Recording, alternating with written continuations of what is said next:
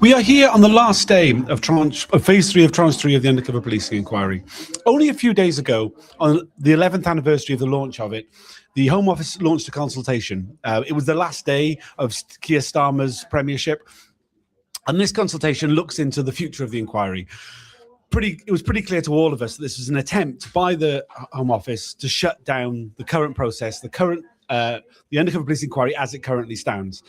We feel this is an attack on the overwhelming need to look at the abuses of the spy cops and the way in which, though we've gone through the historic unit, the Special Demonstration Squad, we have yet to get to the National Public Order Intelligence Unit, whose officers committed some of the worst abuses.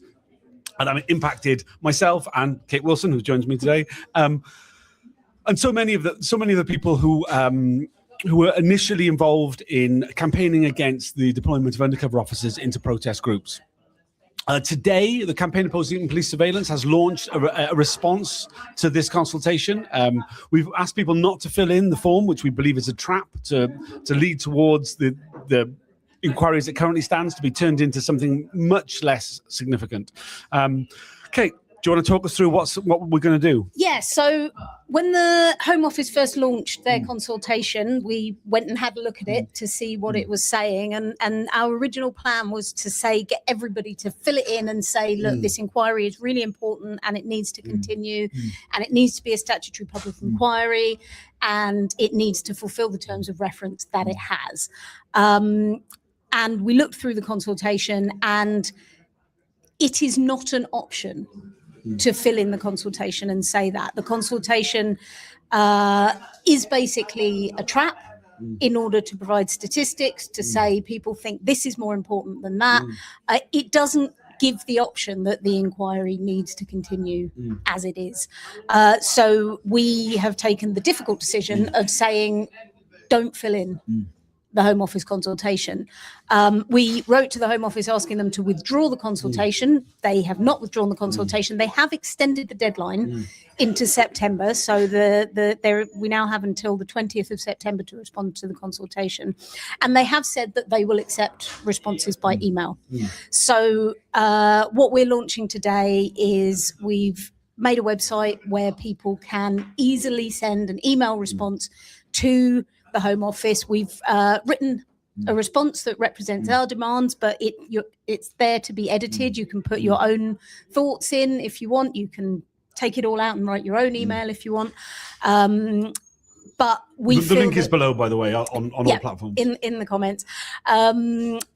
We feel it's really important that people let the Home Office know that this inquiry is important. The inquiry has been going on for a long time. It has raised some really important issues. It has got a lot of media coverage. It has led to some very significant evidence and apologies from the Metropolitan Police for what happened. But I think it's really important to say that there's dozens of people who are affected by what the undercover police did. Hundreds. Well, there's hundreds of people affected by what they did, but dozens of them are core participants in this inquiry, have been engaged in the inquiry since 2015, and have not yet had any evidence or investigation or input about what happened to them. So although the inquiry feels like it's been going on for a very long time and, there's sometimes fuss about how much it is costing, in fact, some of the most important stuff is yet to be considered. And particularly, we've heard a lot of quite powerful evidence over the past couple of weeks. We're getting to the end of the SDS. The people giving evidence, the managers, are the ones who said, this is a shit show, we've got to shut it down. And they're giving quite powerful evidence about just how bad it was. But there's been a lot of talk about it was bad because they weren't properly trained under the National Accredited Training. It was bad because there wasn't intrusive oversight of the deployments. It was bad because it was all set up before the Regulation of Investigatory Powers Act and before the National Intelligence Model. And I think what's really important is the stuff that's going to be looked at now, what happened to me, what happened to you, and the abuses that still remain to be looked at, happened under more intrusive surveillance with officers who were trained under the National Accredited Model, in a time where the Human Rights Act and the Regulation of Investigatory Powers Act were in force. And so, I mean, and it has come up in the evidence, what went wrong? What went wrong there? And that's the really key question for making recommendations and protecting people today from the kind of abuses that we saw. Yeah, absolutely. Yeah, I mean, it is like when we've just been talking, the last video I did with Emily Apple, we were talking about how wonderful it is to hear a former manager of the SDS kind of be so condemning of them. But he also kind of said that, this wouldn't happen again. This is all changed now. But we know that the National Public Order Intelligence Unit, which was operating at the same time and continued for years afterwards, was doing all of the worst of these things, continuing to, despite all this, the infrastructure that was in place. And I mean, I think there's a great danger that any lessons that are learned are going to be based on a completely false premise if the inquiry doesn't go on to look at that unit and to look at all the other things that we're going to supposedly meant to be looked at in tranche 5. I mean, also, I think it's really important on the cost. There's a lot being made of the cost of the inquiry, and it is enormously expensive, and I think it's ridiculous how expensive it is. But people should remember that the vast majority of the hearings are taking place in closed. The vast majority of the costs of the inquiry are relating to the redaction process that stops us from having the full disclosure of what happened. I think there is, furthermore, actually, one of the most important things I think is that so much of the costs are already baked in. And if they want to save money, the main area they could save money is by reducing the disclosure to the people who were affected by the deployments, to the people like us. So, I mean, when people say, it shouldn't be so expensive, well, that's going to mean cutting possibly the most important part of this entire process. And when we talk about how long it's taken, I mean, the reason it's taken so long is because the police have brought in judicial reviews, have applied for anonymity. We didn't get into the actual substantive nature of the inquiry for the first 5 years. So when we say it's gone on for 11 years, it's actually gone on for 6. Yeah. The first 5 years were all the police trying to drag the process down, stop it from getting started, prevent officers from being put into the glare of publicity, which they were very successful at. The vast majority of undercover police have complete anonymity through this process. Making sure as much as possible took place in closed, so that we only get all the stuff that I cover. It's all in these videos, only a very small part of what actually went on and what is going on in this inquiry process, because so much happens in closed. I mean, there are closed hearings which I'm not allowed to attend, but there's huge numbers of secret hearings. Probably a great deal more, certainly a great deal more undercover officers than the ones we're looking at, who are, if they are being called, we have no idea how many are being called. We just have no details about it whatsoever. And if we want if we want this process to have any use at all, it must be allowed to complete. The reason they want to shut it down is because we are getting to officers and events that are much more recent than what we've been looking at for the majority of time. There is a greater degree of embarrassment possible to not just the undercover officers themselves, but the managers, the politicians who oversaw it. If this process is to mean anything at all, it must look at the National Public Order Intelligence Unit. It must do much more than it already has. This attempt to shut it down is absolutely appalling. And I really, really urge anybody who has any interest in this process, who's been following proceedings in any way, to please, it's not going to take you very long. It's a very simple process. I'm sure you're used to it in other online sites where you basically put your email address in and you press send. You are able to personalize it as much as you like, and please do if you can. But if you can't, just put your email address in and press send. We really need to get as much support as we possibly can. We'll over the next weeks and months, we're going to be reaching out to as many different organizations who are affected, those who weren't, trade unions. If you're able to do this, please do so as well. Please share this link with your friends, with your comrades. We want to be able to absolutely flood the inquiry with the strength of public feeling on this topic, because it is essential that this inquiry continues in the way it's currently set up. We'd love to see it improve, quite frankly. That clearly isn't on the table at the moment, but the idea that it could be downgraded into a release of some documents to some people is totally unacceptable. Yes, and I think that any of the ways, basically, I mean, there are ways that they could make it cheaper, make it faster, but they all of the ones that I would consider to be acceptable involve forcing the state to trust the public and put stuff out without having 35 different police forces check it over first and decide whether it poses a risk to national security or policing practice or whatever. And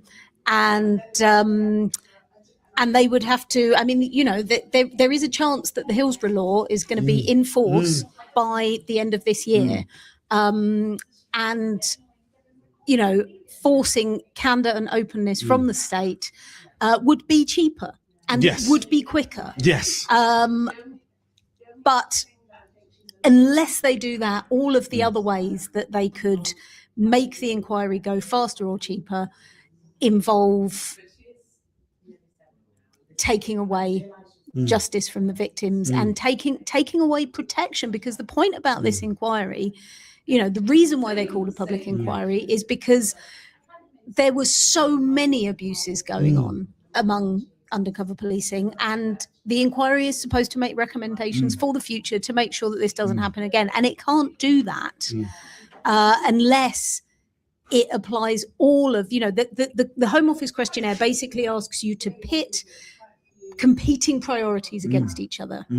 And that includes answers for victims, it includes the investigative process, it includes making recommendations for the future. And it's like, well, all of those things, and it includes accountability, all of those things are an essential part of any meaningful public inquiry. And saying that you're going to have a public inquiry where we don't bother investigating, we just make recommendations for the future, or we don't worry about accountability or hearing from the victims, you know, we just investigate what the police did and make recommendations. I mean, it's just, there is a very real risk. The questions that they are asking they matter. They would have a significant effect and a significant impact on the effectiveness of the inquiry. And it's really important to say what you say about the baked in costs. A lot of the work has already been done. So if the inquiry is curtailed or shut down, then that is a load of public money that was wasted because it was never brought to fruition and it never resulted in meaningful justice, accountability and recommendations. Another thing I think was really important is that we mustn't lose sight of how we got to the point we got to public inquiry.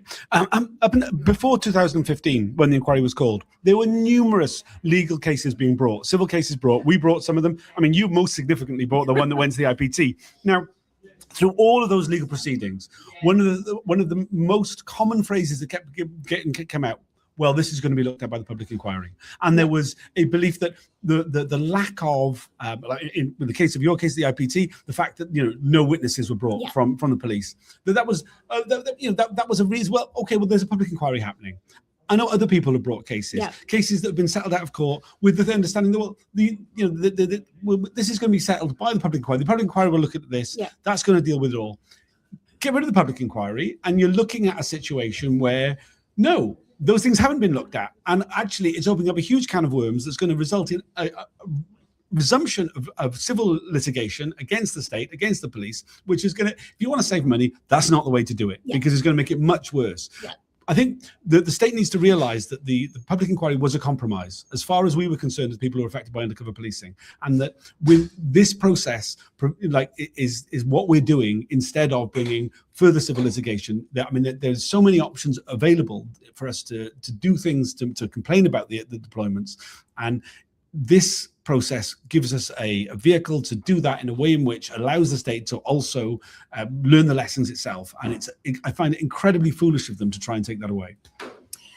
Yes, I mean, there's a number. The IPT is one, as you say, where they said, you know, we are very unhappy about the fact that we've not been able to hear from any of the police officers involved in this, and we take comfort from the fact that there is a public inquiry that is going to complete those investigations. Likewise, the Judicial Review Board, looking at the miscarriages of justice around Ratcliffe, said it's very important that the public inquiry looks into this. These are all part of what is going to be abandoned if the inquiry is curtailed. So UCPI.UK is the site where we have our, there you go, it's up on the screen. You can fill it in a few seconds, really, just your name, your email, or you can have a think about it, have a read of some of the material and write your own response to the Home Office.